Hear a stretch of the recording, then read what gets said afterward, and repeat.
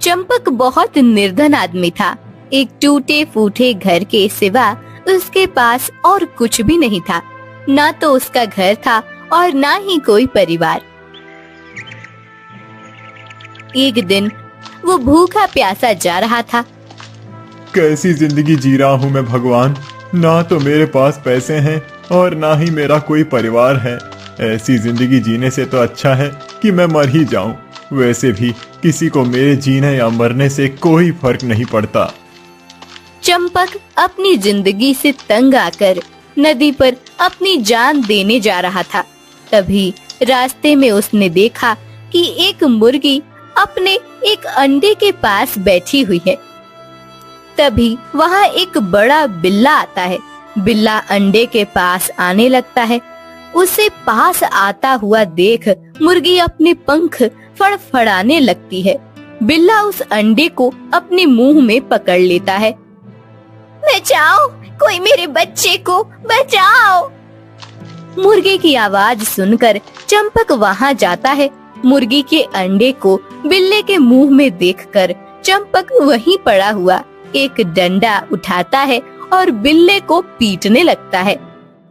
छोड़ छोड़ उस अंडे को। एक माँ के सामने उस बच्चे को खाने वाला है तू। छोड़ दे उसे।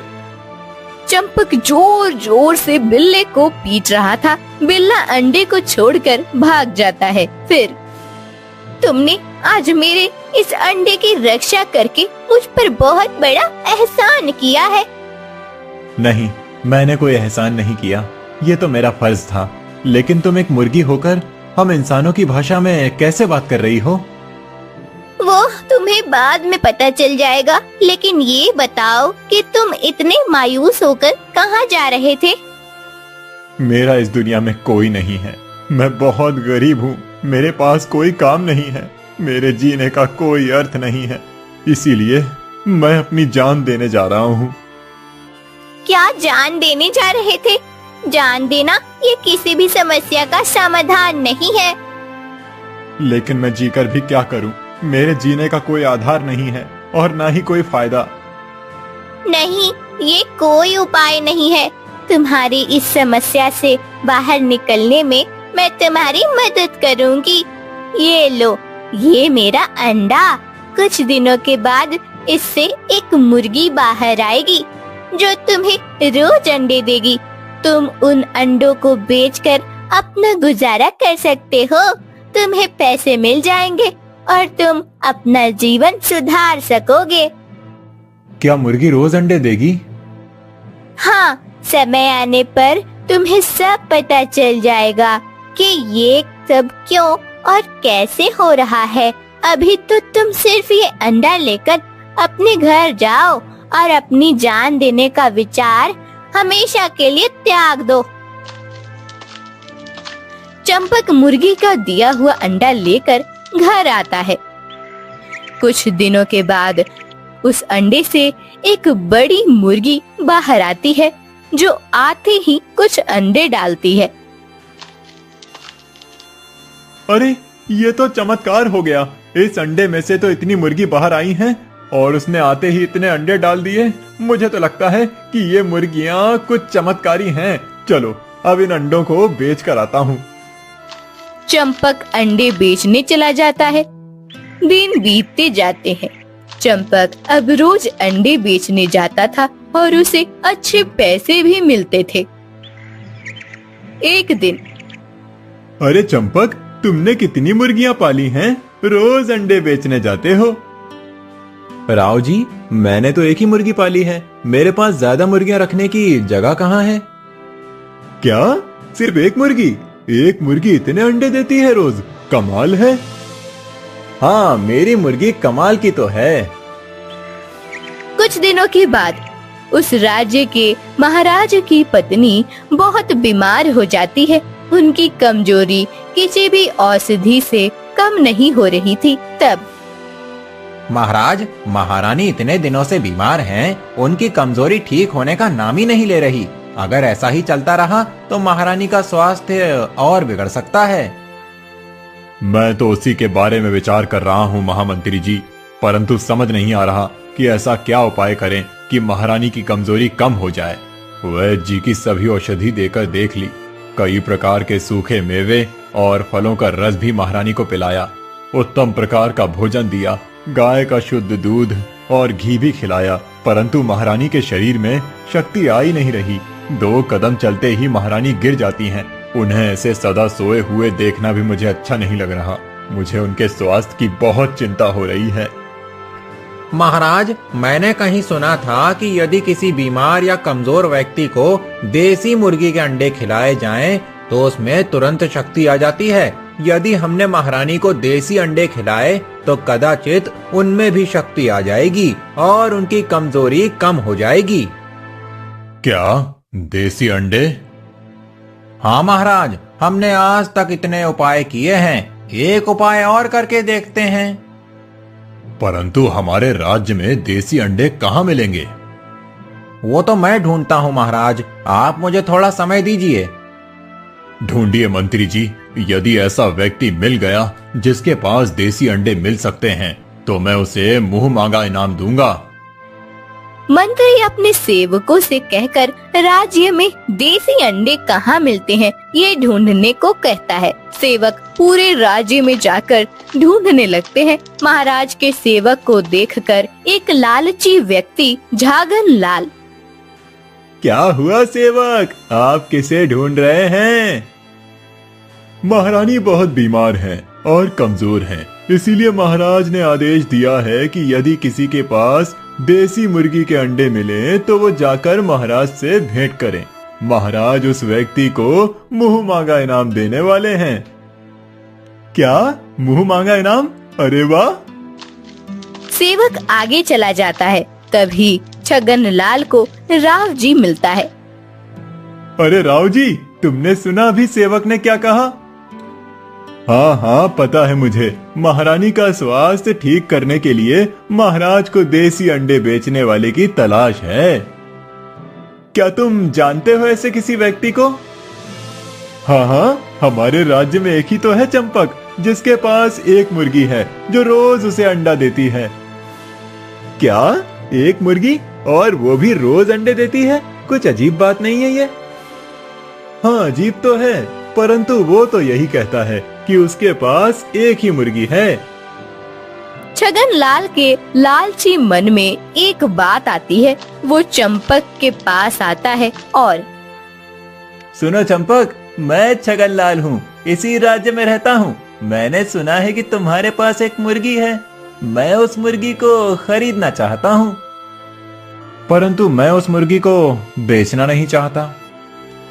अरे जानता हूँ, लेकिन यदि तुम वो मुर्गी बेच दोगे तो तुम्हारी रोजी रोटी बंद हो जाएगी। मैं समझ सकता हूँ, उस मुर्गी से मिलने वाले अंडे से ही तुम अपना गुजारा करते हो, इसीलिए मैं तो तुम्हें उसके उचित दाम भी दूंगा। चाहे तो थोड़े ज्यादा पैसे ले लेना, लेकिन ये मुर्गी मुझे दे दो। बात दाम की नहीं है महोदय, परंतु मुझे मुर्गी को बेचना ही नहीं है। आप कितना भी दाम दे दीजिए, परंतु मैं मुर्गी को बेच नहीं सकता। बड़े हठी हो तुम। मैं इतने ज्यादा दाम देकर तुम्हारी मुर्गी खरीदना चाहता हूँ, परंतु तुम्हें उसे बेचना नहीं है। सोने की मुर्गी है क्या तुम्हारी? हाँ, अरे रखो अपनी मुर्गी अपने पास ही। छगन लाल गुस्से से चंपक के घर से चला जाता है। अगले दिन छगन लाल महाराज के पास आता है। महाराज, महाराज, मुझ पर दया कीजिए। कौन हो तुम और क्या हुआ है तुम्हारे साथ? महाराज, मैं आपके राज्य का सामान्य नागरिक हूँ, अंडे बेचने का काम करता हूँ। मैंने कल आपके एक सेवक से सुना, महारानी के उपचार के लिए आपको देसी अंडे की आवश्यकता है। मैं अपनी देसी मुर्गी आपके पास लेकर ही आ रहा था कि तभी चंपक नाम के एक व्यक्ति ने मेरी मुर्गी चुरा ली और उसे अपने घर में छुपा कर रखा है उसने। क्या? इतना बड़ा अपराध? महारानी के उपचार हेतु लाई जाने वाली मुर्गी की चोरी की उस दुष्ट ने? ये तो राजद्रोह है। सिपाहियों, अभी जाकर बंदी बना लो उस दुष्ट चंपक को और मेरे सामने लेकर आओ। सिपाही जाकर चंपक को पकड़कर ले आते हैं। छगनलाल मन ही मन हंस रहा होता है। क्या हुआ महाराज, मुझे ऐसे पकड़कर यहाँ क्यों लाए हैं? इतना बड़ा राजद्रोह किया है तुमने और पूछ रहे हो कि मैंने क्या किया है? इतना बड़ा अपराध करते हुए तुम्हें थोड़ा सा भी भय नहीं लगा? अपराध? राजद्रोह? ये आप क्या कह रहे हैं महाराज? मेरी तो कुछ समझ में नहीं आ रहा है।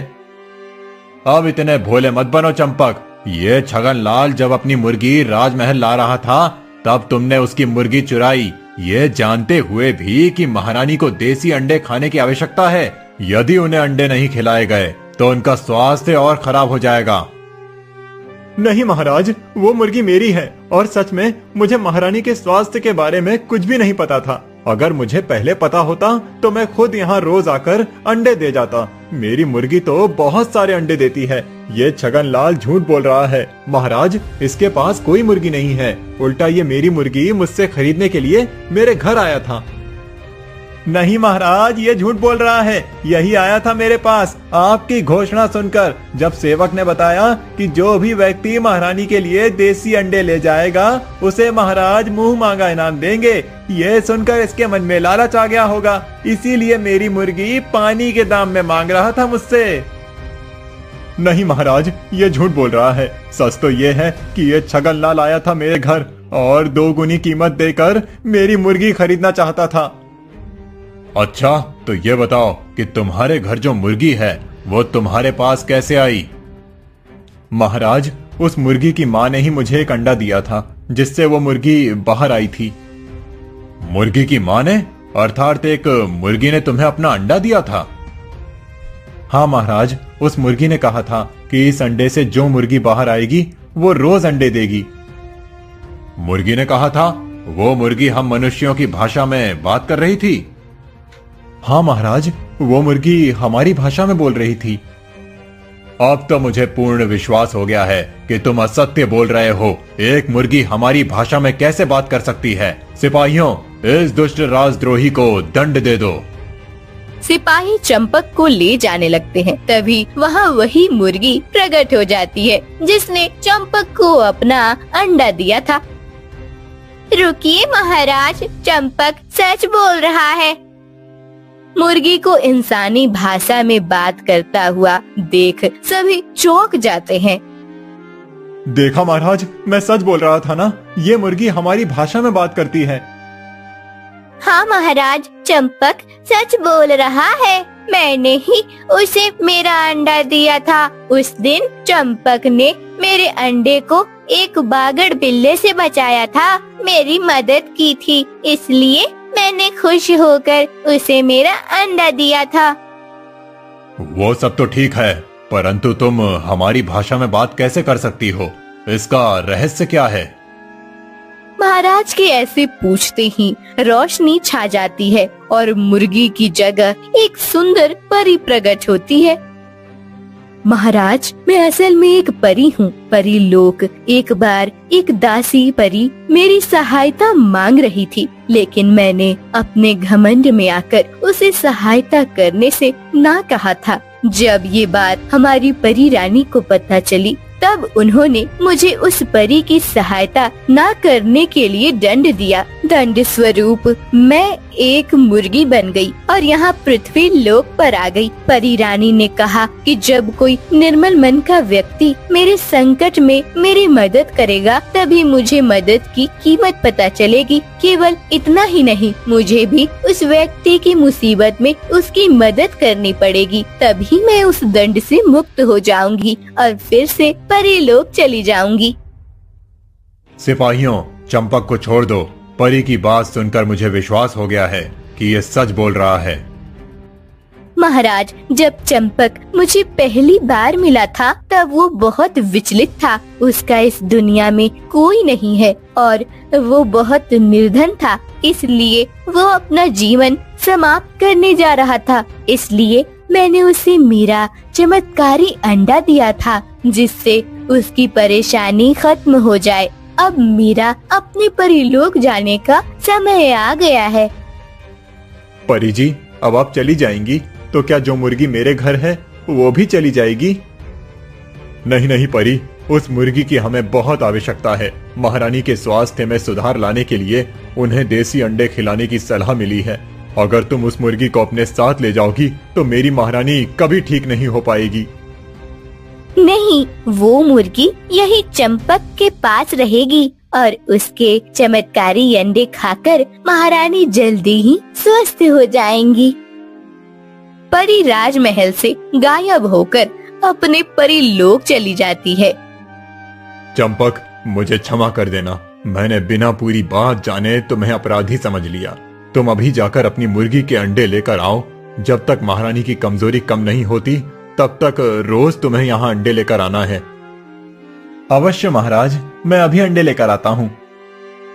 छगनलाल, तुमने हम सबसे झूठ बोला है। तुमने एक निर्दोष व्यक्ति को दोषी बताकर हमारे सामने पेश किया है। तुम अपने लालच में आकर किसी और के साथ इतना बुरा कर रहे थे। मुझे क्षमा कर दीजिए महाराज, मैं सच में बहुत लालची बन गया था।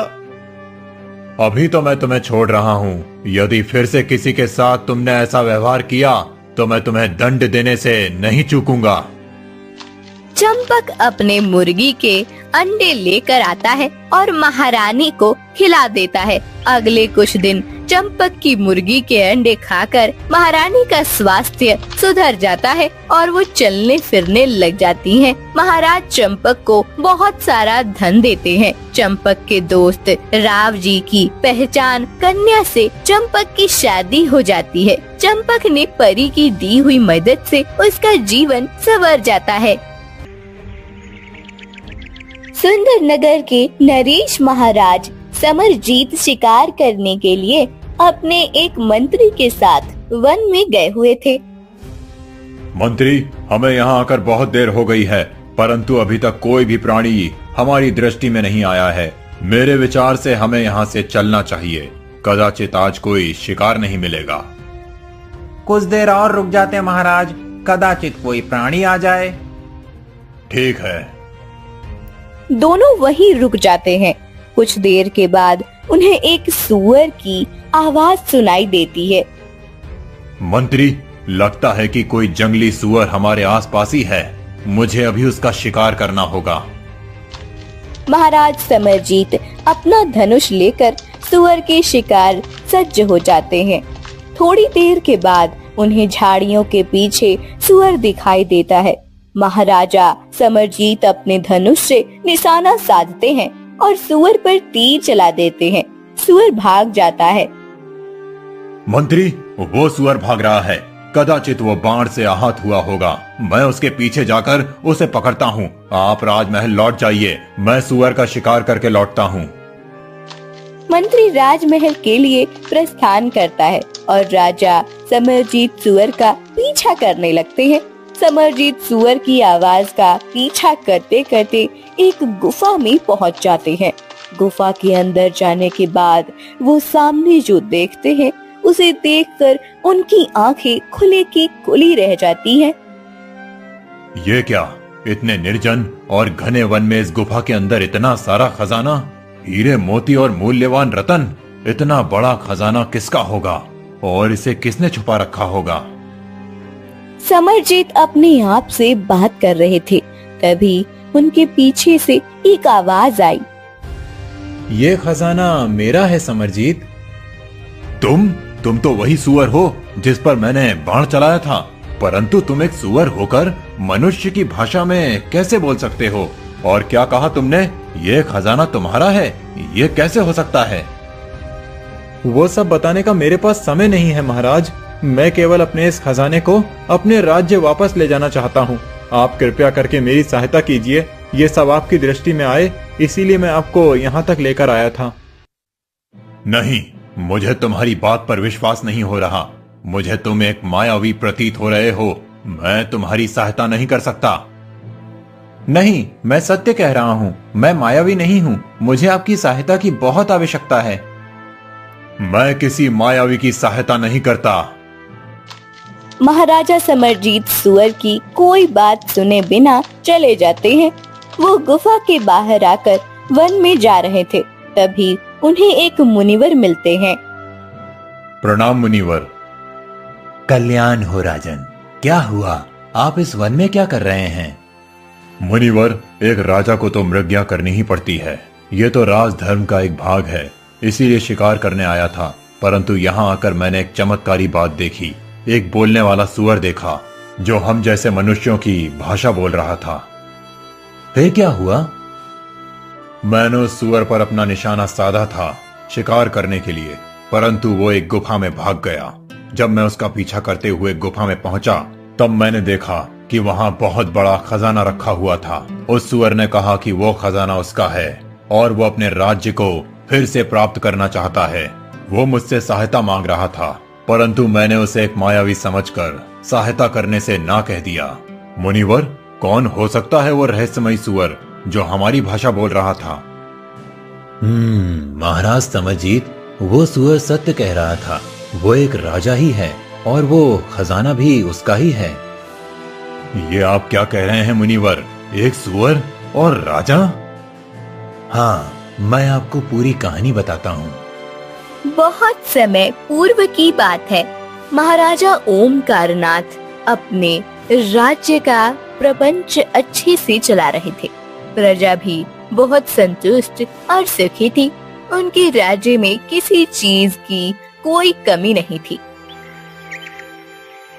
एक बार महाराज ओमकारनाथ का बचपन का दोस्त जादूगर गौरवेंद्र उनसे भेंट करने आए थे।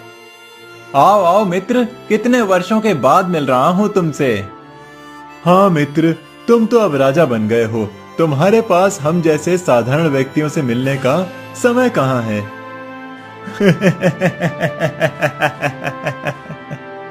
तुम और साधारण मित्र, मैं राजा अवश्य बन गया हूँ, परंतु मेरी दृष्टि सभी गतिविधियों पर रहती है।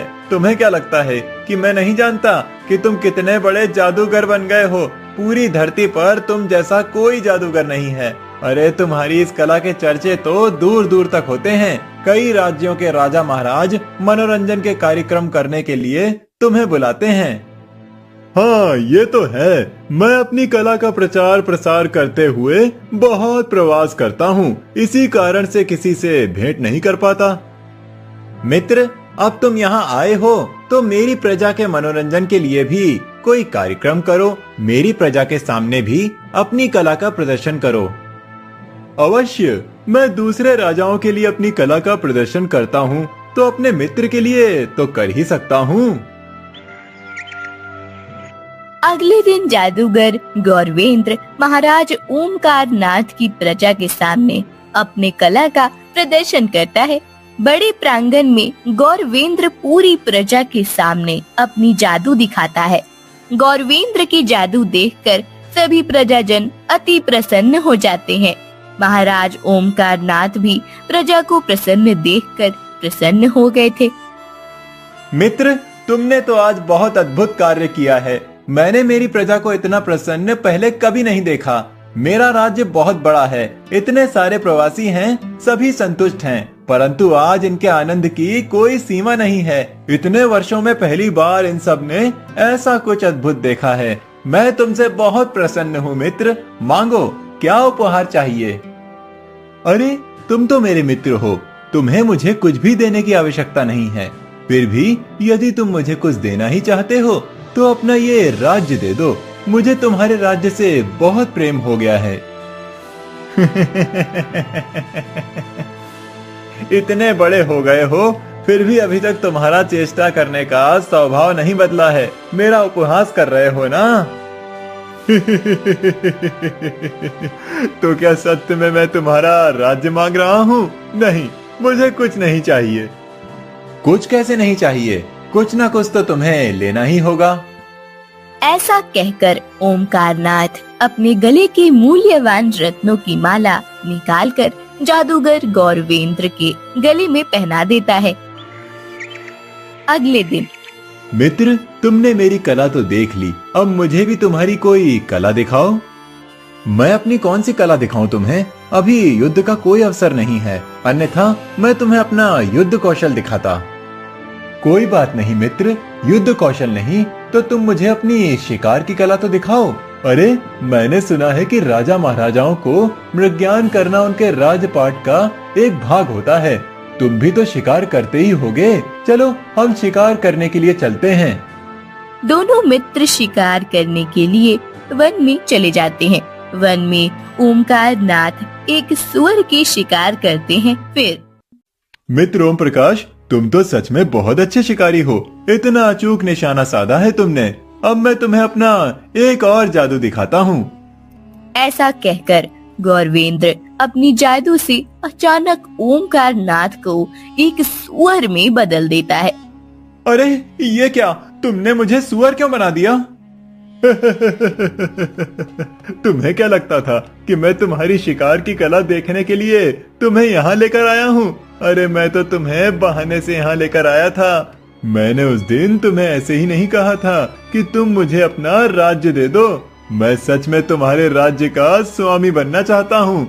इसीलिए मैंने ये तय कर लिया था कि आज तुम जिस प्राणी का शिकार करोगे मैं तुम्हें उसी प्राणी में बदल दूंगा। अब तुम यहीं वन में रहोगे और मैं तुम्हारे राज्य का स्वामी बनूंगा। गौरवेंद्र ओमकार नाथ को सुअर बनाकर कपटी हंसी के साथ उसके राज्य चला गया। गौरवेंद्र उसके राज्य में जाकर ये अफवाह फैला दी कि ओमकार नाथ राज्य का खजाना लेकर भाग गया है। गौरवेंद्र ने अपनी जादू पूरी प्रजा पर चला दी। प्रजा ने उसे राजा स्वीकार कर लिया और ओमकार नाथ को भगोड़ा करार दिया। मुझसे तो बहुत बड़ी भूल हो गई। महाराज ओम प्रकाश को सत्य में मेरी सहायता की आवश्यकता है। मुझे उनके लिए कुछ करना चाहिए। राजन, गौरवेंद्र ने ओमकार नाथ के राज्य के आसपास एक सुरक्षा कवच बना लिया है जिससे कोई भी उस राज्य में प्रवेश ना करे। तो मैं उस सुरक्षा कवच को कैसे भेज सकता हूँ मुनिवर? आप ही मेरी कोई सहायता कीजिए। मुनिवर अपनी शक्ति से एक त्रिशूल प्रकट करते हैं। ये लो राजन, इस त्रिशूल से आप सुरक्षा कवच को भेज सकते हैं, परंतु एक बात याद रहे, जादूगर ने अपना जादू उस रत्न की माला में केंद्रित करके रखा है जो माला उसे ओमकार नाथ ने पहनाई थी, और उस माला को उसने एक तोते के गले में पहनाकर रखा है। तुम्हें राजमहल में जाकर उस तोते को खोजकर बिना उसे आहत किए उस माला को प्राप्त करना होगा और उसे तोड़ देना होगा। उस माला को तोड़ते ही जादूगर का सारा जादू समाप्त हो जाएगा। समरजीत मुनिवर से त्रिशूल लेकर ओमकार नाथ के राज्य पहुंच जाते हैं। त्रिशूल से वो सुरक्षा कवच को भेदकर राजमहल में प्रवेश करते हैं। फिर महाराज समरजीत, लगता है मेरे मित्र ने तुम्हें अपनी सहायता के लिए भेजा है, परंतु तुम्हें इतना सरल लगता है मुझे परास्त करना? तुम यहाँ तक तो आ गए हो, परंतु यहाँ से जीवित नहीं जाओगे। अवश्य जाऊंगा, और वो भी तुम्हारे जादू को खत्म करके। महाराज समरजीत इधर उधर देखने लगते हैं। एक दिशा से उन्हें तोते की आवाज आने लगती है। वो उस दिशा की ओर भागते हैं। गौरवेंद्र भी उनके पीछे आता है। समरजीत एक कमरे में पहुंचते हैं। वहां वो देखते हैं कि उस कमरे में बहुत सारे पिंजरे हैं और हर एक पिंजरे में एक एक तोता रखा हुआ था। उन सभी के गले में एक जैसी मालाएं भी थी।